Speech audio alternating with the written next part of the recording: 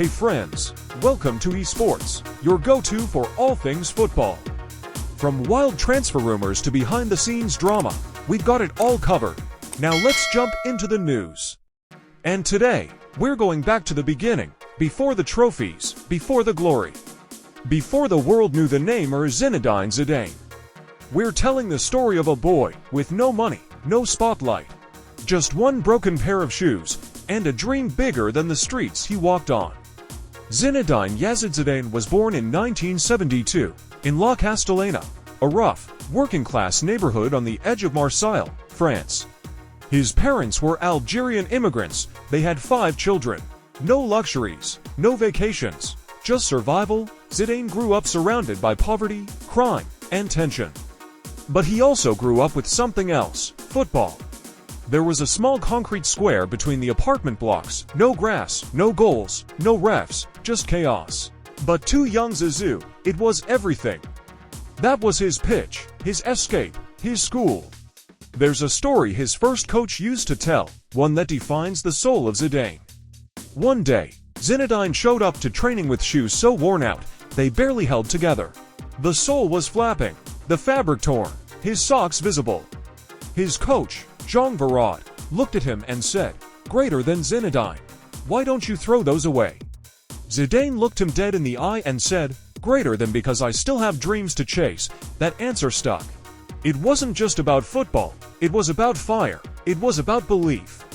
Coach Varad didn't say anything, he simply went out the next day and bought Zidane a new pair of boots. They weren't flashy, but they were clean, whole, and full of silent promise, and Zinedine, he never forgot. From there, the rise was relentless. At 14, he joined Cannes.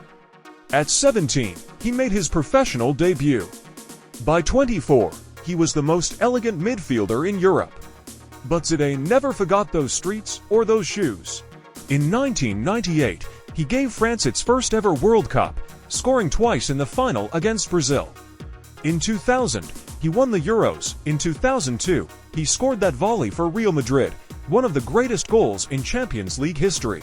Then, as a coach, he delivered an impossible feat: 3 consecutive UCL titles with Real Madrid.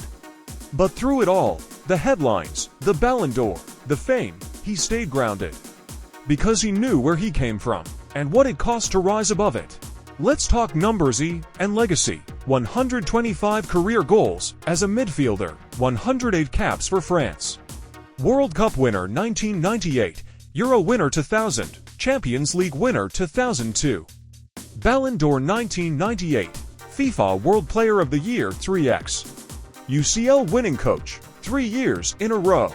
But Zidane's true greatness, it wasn't just in the goals he scored. It was in the silence, the class, the calm storm behind his eyes. He didn't scream, he didn't dance. He just moved, like poetry in motion.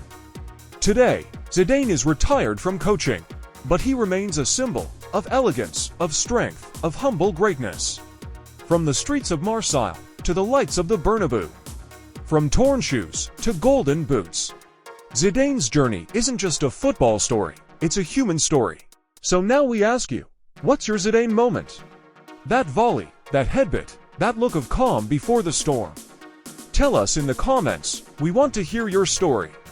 And if this moved you, make sure to like, comment, and subscribe to eSports for more football stories that go beyond the game.